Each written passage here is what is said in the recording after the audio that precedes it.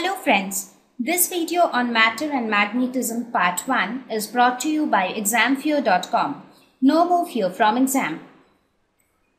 Topics to be covered in this lesson are electricity and magnetism, Oersted experiment, magnetic field, magnetic force, motion in magnetic field, Biot-Savart law, Ampere circuital law, solenoids, toroids, torque on a current carrying conductor in magnetic field, and magnetic dipoles.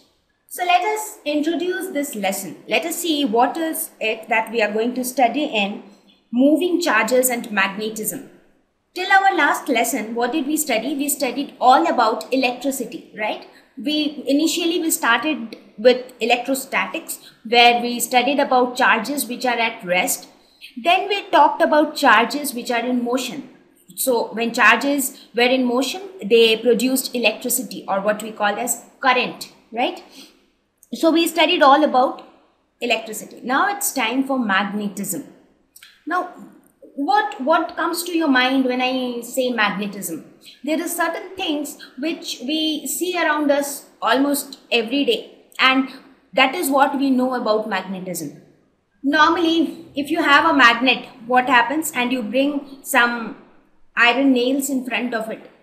What happens? They all get attracted towards the magnet, right? So when we are a kid, it looks like a magical phenomena that things are getting attracted without us doing anything, right?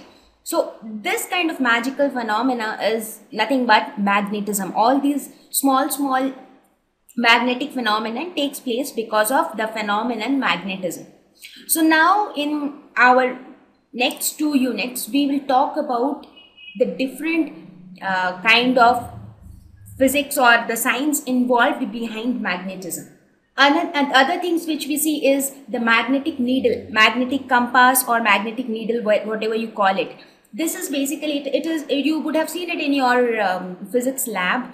It is a small circular shaped, it looks like a clock, but it is very small, and it has an arrow kind of a thing which always points towards the south direction.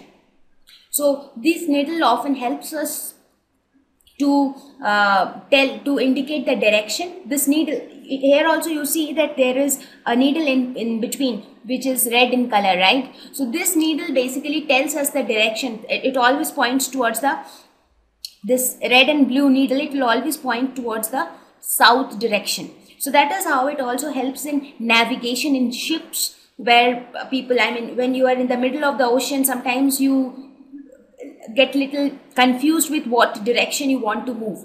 So these needles help there. So these kind of, they are all applications of magnetism which we see around us.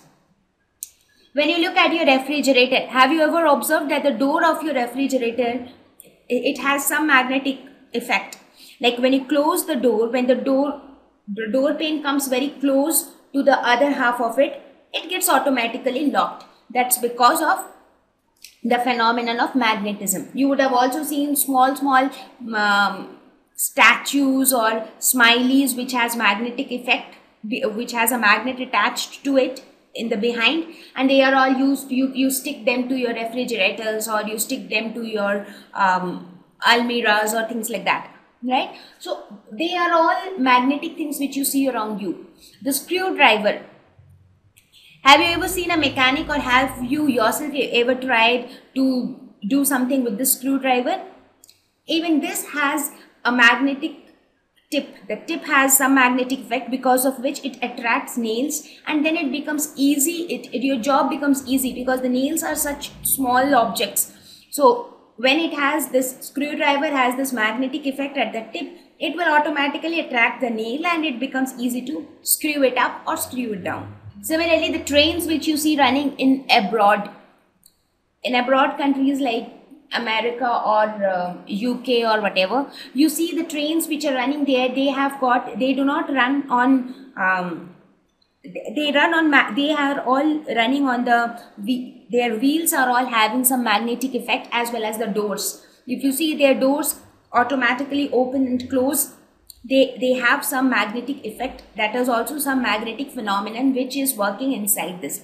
So why I am telling all this is, I'm just trying to tell you that what is the need of studying magnetism. Why should we study magnetism? Because once we start studying magnetism, here also we will have a handful of laws given by different physicists.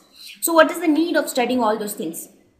So I'm just trying to tell you that this phenomenon actually helps you in your real life. I mean, there are so many things which we see around ourselves, and they are all related to magnetism. So that is why we should study magnetism, so that in future we also know, we should also know things, that why this is happening like this, why that is happening like this, right? So once we to acquire the knowledge about the things or the phenomenon which is happening around us, that is why we study physics, right?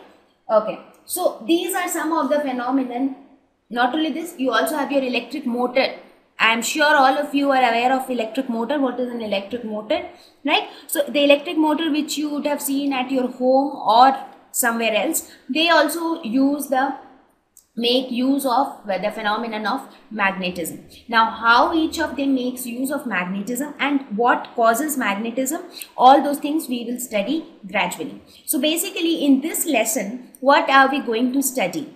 In this lesson, we will focus on what gave rise to magnetism, right? How magnetism evolved, what causes magnetism. We will talk mainly about that.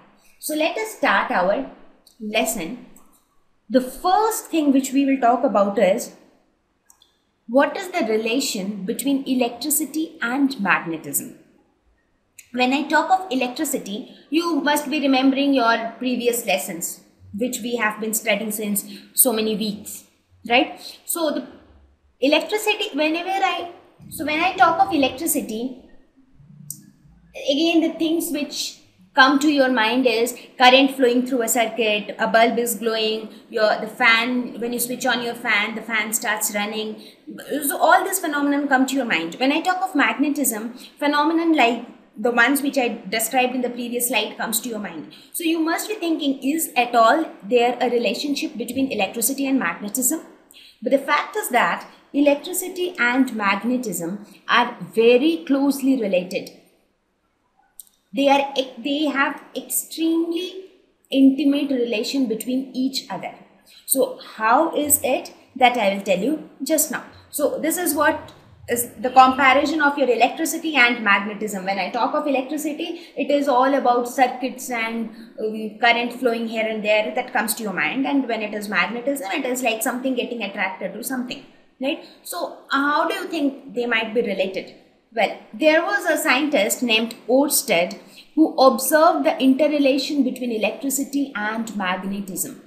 So he was the scientist who did an experiment and found that because of electricity, there is another phenomenon which is called magnetism is occurring. So what experiment did he perform and what did he found, that we are going to study now. Thank you. Please visit examfear.com to watch free educational videos, try free online tests, get the best quality study materials, study from the best tutors and mentors, and much more. Thank you once again.